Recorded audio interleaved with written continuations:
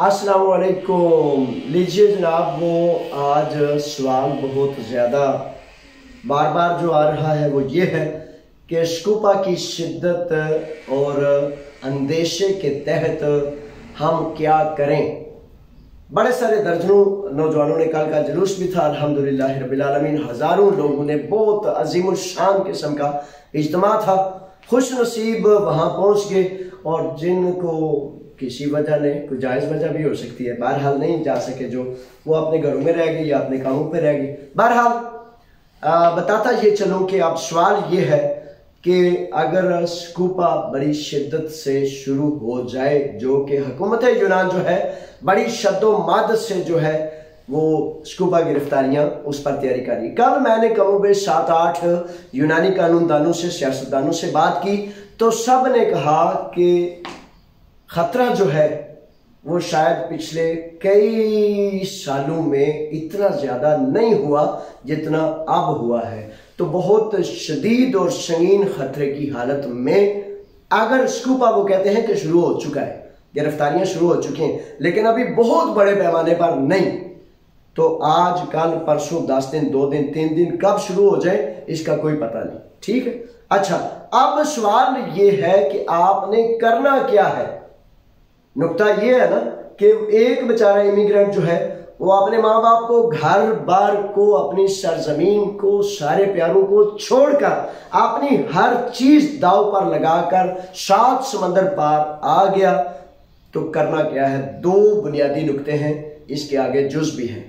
सबसे पहले नुकता आपका, मेरे बच्चों, मेरे शहजादों, ख्याल ये होता है फटाफट करके मैं कोई पेपर बनवा लूं। वो शेख सादी शराजी फरमाते हैं, दाना, हर चतकबरी चीज जो है वो कालीन नहीं होती, वो कंबल नहीं होती, वो कोई प्यारी सी चादर नहीं होती। मुमकिन है आगे कोई गीदड़, कोई भेड़िया, कोई शेर, कोई दूसरा खूंखार जानवर भी छुपा हो। सबसे पहले आपको मैं तनबीह करता हूं, बहुत मोदबाना गुजारिश करता हूं, सबसे बड़ा खौफनाक तरीन खतरा यह है कि आप दौड़ते दौड़ते आप किसी अपने भाई के पास जाएं, तो वो भाई आपका बहरूपिये की शक्ल में आपको लूटने के लिए ऐसे जनाब दोनों पांव ऊपर करके खड़ा हो और चेहरे पर मुस्कुराहट हो, और आपको, नहीं नहीं तू तो मेरे चाचे का पुत्र है यारा, तेरे नाल ते पिंड नाल रलदा है, तेरा तो मतलब है यार रिश्ता है ना, साडा ते यारी वैसी है ना यारा। वो कहते हैं नौसरबाज उसे कहते हैं, धोखा उसे कहते हैं, फरेब उसे कहते हैं, चक्कर उसे कहते हैं जो आपकी समझ में ना आए। यानी कि आप कहें कि देखो ये तो मेरा दोस्त है, मेरा रिश्तेदार है, मेरा अजीज है, मेरा चाचे का है, बाबे का है, मेरे गांव का है, मेरी बरादरी का है, तो मेरे दोस्त का दोस्त है, सबसे फ्रॉड कर सकता है, मेरे से नहीं कर सकता। मेरे बच्चों, जो अपने माँ बाप को नहीं बख्शते वो आपको कैसे बख्शेंगे? बात थोड़ी तवज्जो वाली है। तो सबसे संगीन और बड़ा खतरा यह है कि आप महफूज होने के लिए किसी ऐसे बहरूपिये के पास ना जाइए जो आपको लूट भी ले और फिर आप रोते रहें, आप अपनी उंगलियों को दांत काटते रहें, आप कहें कि देखो मेरे पास कुछ ना था, फिर मैंने कर्ज लेकर, फलां से लेकर, इधर से लेकर, उधर से लेकर, घर से मंगवाकर मैंने इसे पैसे दिए, इस बेशरम को शर्म नहीं आई। मेरे बच्चों, उन्होंने तो शर्म के सारे पुर्जे निकलवाए, उन्होंने क्यों शर्म आनी है? एक बंदा जो चोर है, डकैत है, बहरूपिया है, तो उस बेचारे को शर्म आती होती तो वो बेचारा ये रास्ता इख्तियार ना करता।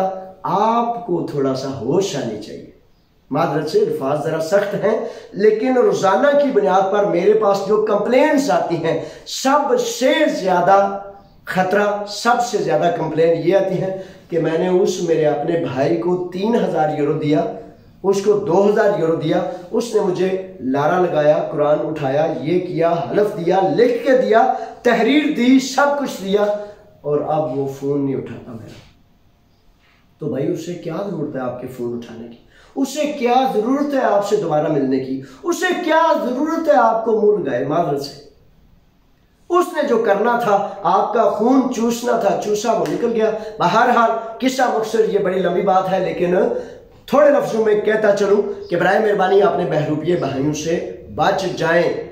آپ کو کرنا کیا ہے کہ یونانی قانون میں صرف اور صرف عادیہ ارغاسیہ کا قانون موجود ہے۔ پولیٹیکل اسائلم کے حوالے سے پریس ریلیز حکومت یونان کا وہ بل، نیا قانون، وہ کہتا ہے کہ پاکستان، افغانستان، سیریا، صومالیہ اور بنگلہ دیش، یہ 5 اسلامی ملک جو ہیں، ان کا حق نہیں کہ ان کو سیاسی سٹے کی درخواست بھی دیں۔ جب قانون یہ کہتا ہے نا، پچھلے سارے لوگ جو ہیں جنہوں نے لے لیے ہیں ان کا علیحدہ معاملہ ہے، لیکن اب جو ہے اب یہ قانون وضع کیا جا رہا ہے۔ وہ کہتے ہیں کہ آپ صرف ترکی جائیں اور ترکی سے پولیٹیکل اسائلم لیں، اور کوئی فرد اگر کہے کہ مجھے ترکی میں میری جان کا خطرہ ہے تو پھر وہ ہم سے رجوع کر لیں۔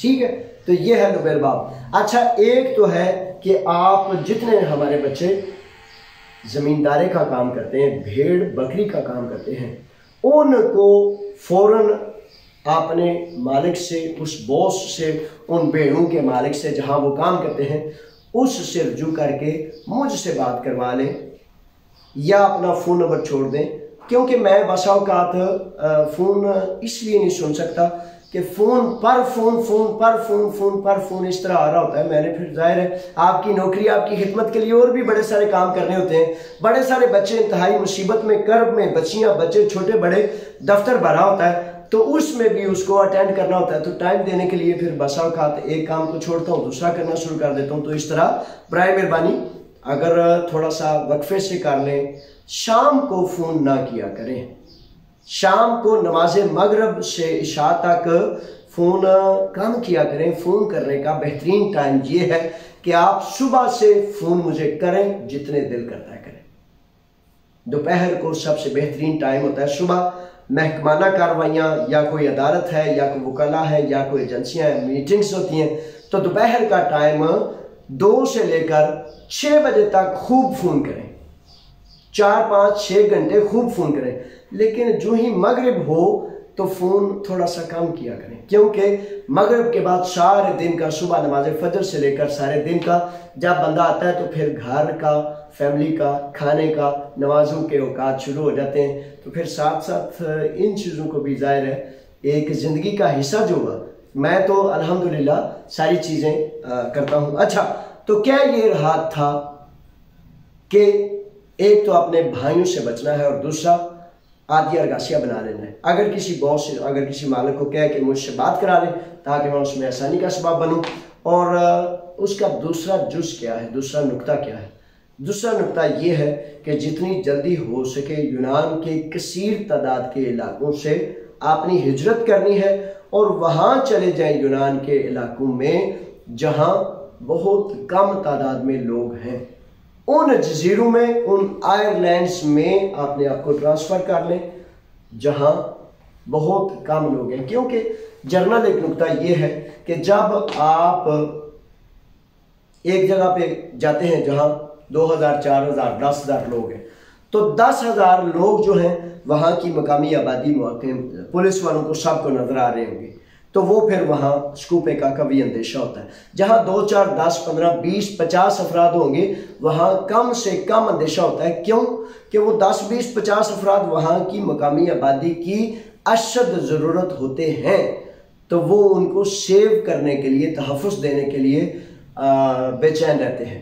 تو جہاں بہت زیادہ تعداد ہو تو وہ لوگ فون کرتے ہیں پھر پولیس کو کہ یہاں دیکھو یہ کتنے جا رہے ہیں، یہ کتنے آ رہے ہیں، یہ سلسلہ ہے۔ اور تیسرا نقطہ جو ابھی میرے ذہن میں آیا ہے کہ برائے مہربانی سمندروں پر یا پلاتیوں میں بلا وجہ نہ بیٹھیں، نہ جائیں، کیونکہ آپ کو پتہ ہے کہ پچھلے ہفتے بھی کروپیایا مارینا میں ایک معاملہ ہوا جس کی وجہ سے پاکستانی قوم یا مسلم امہ جو ہے وہ چیلنج کا شکار ہو جاتی ہے۔ اور ان دنوں میں یہ سمجھ لیں کہ جہاں ایک سکوپا کا معاملہ ہے وہاں یہ بھی معاملہ ہے کہ آپ کو بدنام کرنے کا کوئی نقطہ بھی، چھوٹے سے چھوٹا بھی ان کے ہاتھ آئے گا تو وہ اس کو شوشہ بنا کے، بہت بڑا بنا کے پیش کرنا پسند کریں گے، کیونکہ جب کسی قوم کو یہاں سے نکالنا ہوتا ہے تو نفرت کی فضا کو بہت بلند تر کرنا ان کی ضرورت ہوتی ہے، تاکہ لوگ جو ہیں نا وہ بہت زیادہ نفرت سے یہ آواز بلند کریں، نکالو ان سب کو،